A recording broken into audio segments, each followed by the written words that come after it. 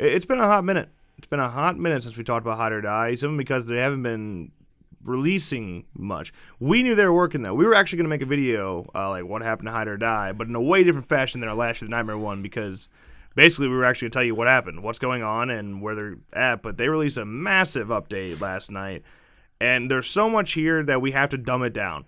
Okay, we're going to have to like not explain it in extreme detail. So please check the top of the description and read it, because there's I mean they post there's like a fucking 9 pages, man. Like it's a lot here. Yeah, and Vec 4 has done a wonderful job.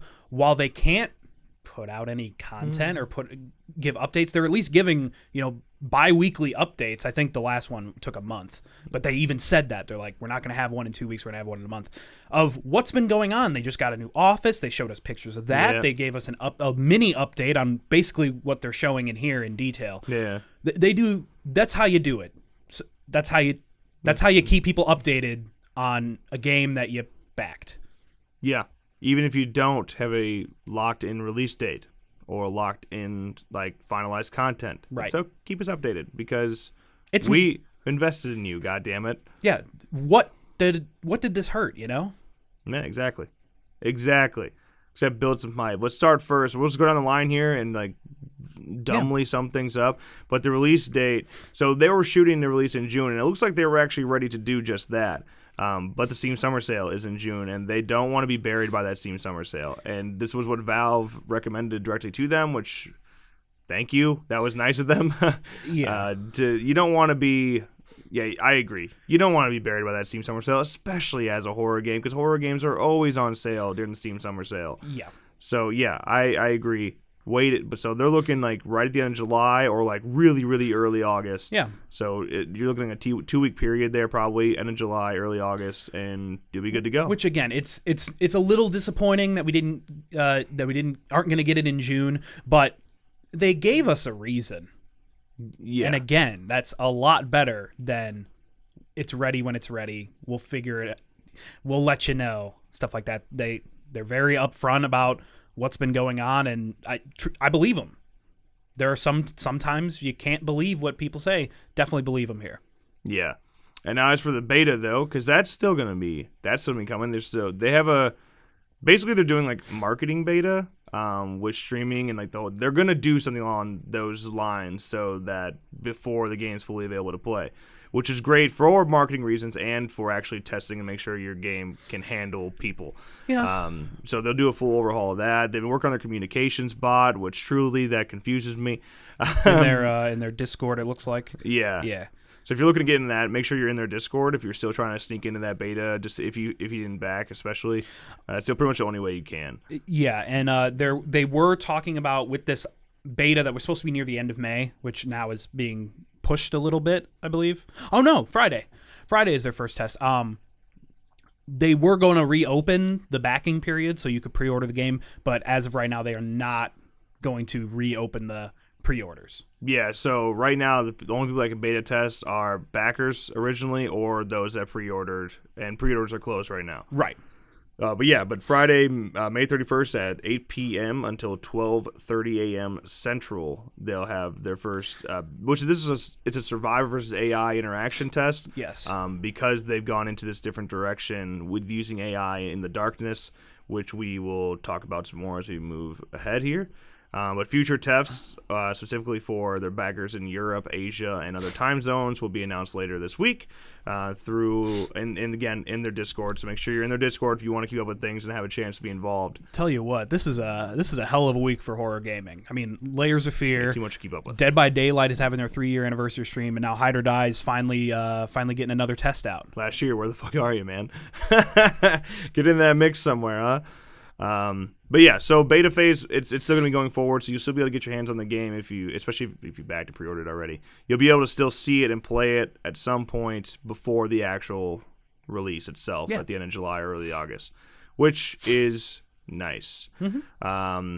Now we come into the whole map layout and how much that's changed, especially since we played in that first phase. The map size when we played was 190 meters squared.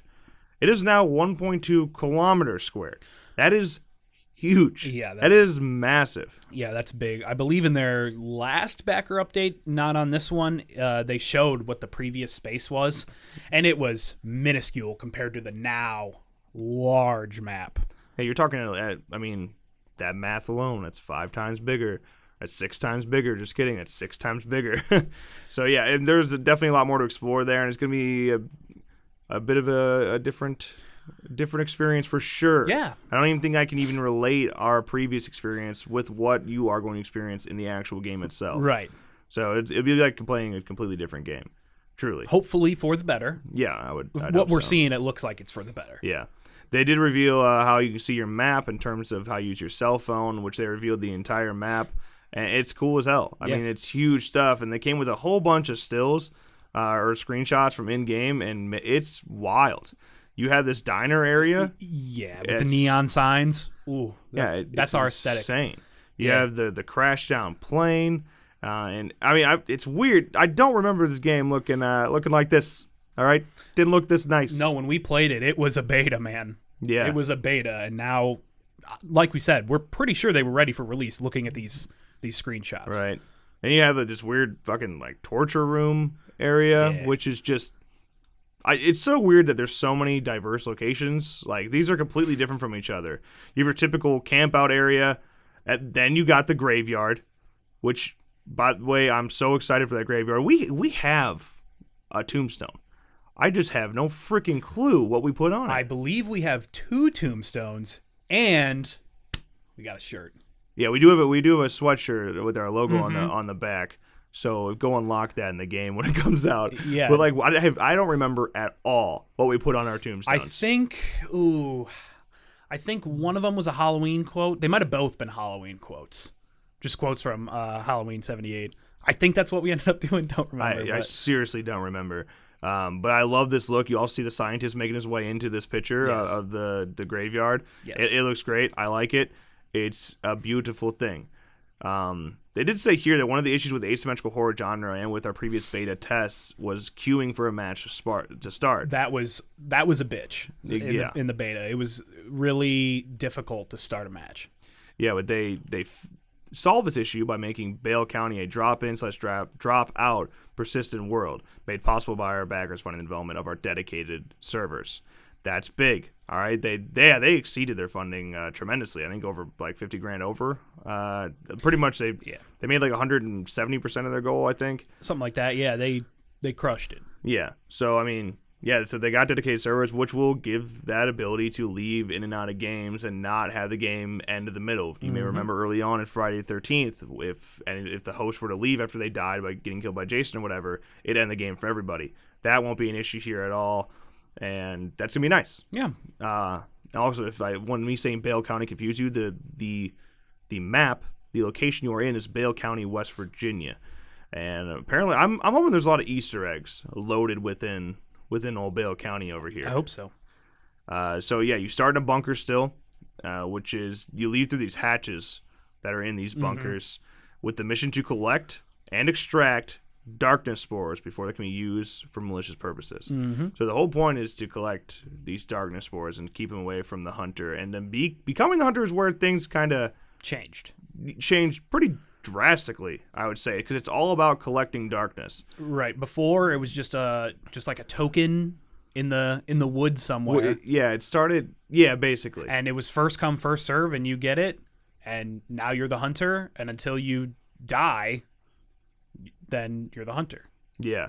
Now it's you have to fight and to get into this darkness and collect darkness, and once you fill it up enough, you become the hunter. They said right at the top of this post, they mentioned the fact that one of the biggest section of feedback they were getting was people not ever playing the hunter. They're like, I played for hours, I only got to play one time, I never could find the area I needed to be to and get to. So now you have to build it up, and you can collect it in a few ways, whether that's collecting it from people and killing them, or just getting to the darkness and staying in there. And you can kill AI once you're in there, which is interesting to me. The best thing I can relate it to is, do you remember Transit in Call of Duty? Yes. And if you went out into the darkness, the mist, the fog and shit, then other little creatures. would spawn out there. That's kind of how I'm thinking it's going to play out. It looks that AI experience. If you kill his AI, you collect darkness. Yeah, and it looks like the darkness also is part of the progression system as well. Yeah. Which, wow, they're launching with a progression system? That's standard. Yeah. The progression system is interesting, by the way, because to unlock hunters, you have to level up your survivor.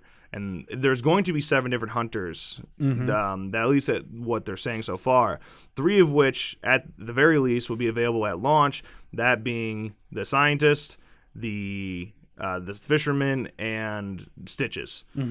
So, good way to start. I'm excited to see the scientist in action again. There was a lot of bugs when we got to see him in action, so I'm hoping we get a nice little fix there. Yeah. Like I said, one of the ways to collect darkness is by killing AI, and basically there's darkness sites spread across this huge-ass map, and within the darkness is where you will find the AI.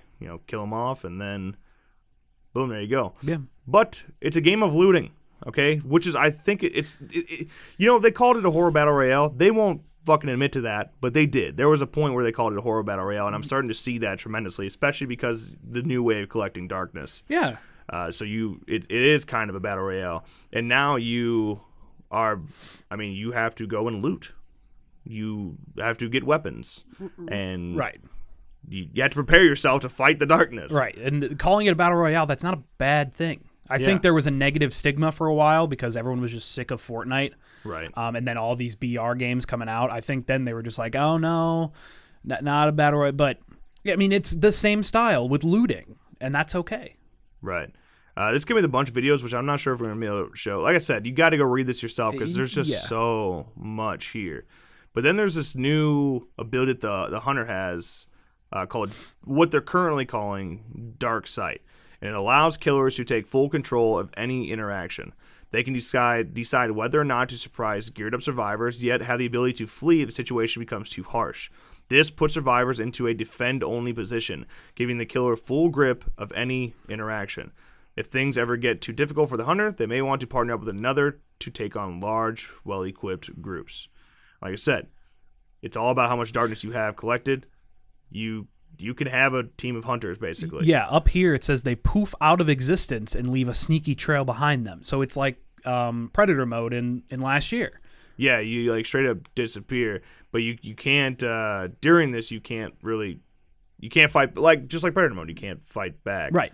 It just gives you the ability to get out of there before this shit hits the fan. Yeah.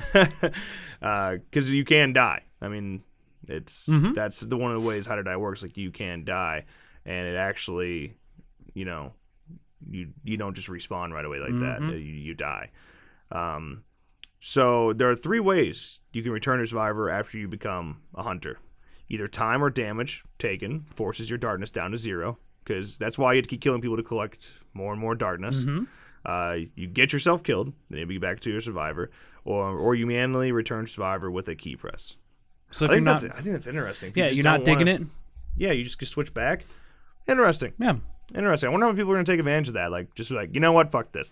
yeah, it all depends on, I mean, I didn't get to play the killer in the beta, so I don't know if I like it. Usually I don't like playing the killers. I usually like running Survivor and being part of a team, but who knows? Yeah, we'll see. Now back to looting. On that, again, before you go out and kill some AI, you gotta get some shit. This will include all across Beloit County. You'll find various weapons, items, and ammo to help you on your mission to collect darkness and defend yourself against multiple hunters roaming the environment. Previously, there was a single darkness item in the world, so only one person could be a hunter at any given time. Now the darkness, again, has spread, and there are multiple sites that have been overtaken to be used. You'll need to be well-equipped to go in there and fight.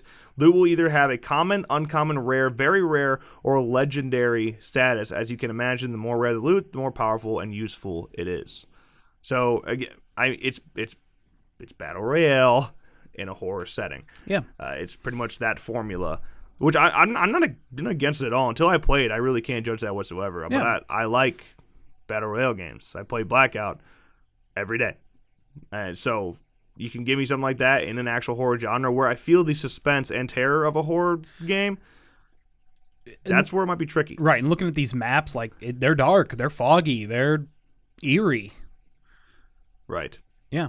And like in the beta, there are items you can use, but some items will grant you credits that can be used in the menu to purchase cosmetic items. Phone cases, clothing, name tag banner, survivor head skins, etc. So, if you see anything laying around, definitely go pick them up so you can get some different skins. Right. Respawns. Let's talk about them because I'm sure you're interested. So they're trying to make the game more playable with friends. Of course, there's nothing more annoying than just spectating the whole freaking time. Yeah. So they wanted to make it more playable with friends, reduce queue times, and encourage exploration. You would no longer be forced out of the game after death. So when you die, you are given the option to respawn at a random hatch location, which will reset your inventory and your darkness, as it should, or you can exit to the main menu. The elimination of the last man standing game mode was a big reason for this as well. So it no longer works that way. With that, you can no longer spectate as a crow. Oh. It was difficult to control a server population. Is basically what they were saying. Like you could just overload the whole goddamn thing. Yeah. Which makes sense. However, playable crows are still in the game. Yes. But they're keeping it secret in how you can access the feature. Oh, okay. Yeah. So it's not available yet, but they got a hashtag Crow Gang for life here because people like that so much. So there you go. It was all right. I mean, it was a little hard to play sometimes, but it's a fun concept. It definitely is. Yeah, I feel like it could be used to, like, if you're in a party or something. I feel like it could be used to kind of like cheat. But if you're in a party, well, yeah. I don't know. Yeah. Whatever. So yeah, again, to progression, your survivor has a level, and so do each of your hunters. Okay, you unlock hunter characters by leveling up your survivor. There are 7 hunters in total, and at launch, they're expected to have a minimum of the scientist, who is your default hunter, fisherman, and stitches. Each character will have 9 perks at launch. When you level up a character by playing them, you get access to character-specific perk. So Dead by Daylight kind of pushing here. Once you've gotten that access, you will use darkness points to unlock it and make it equipable. Once you have the perk unlocked, you can use darkness points to upgrade it to a level 2 and a level 3 perk.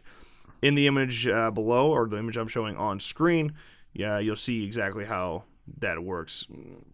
It's a snippet from the perk menu where they have and here they unlocked a perk called Pocket Ping.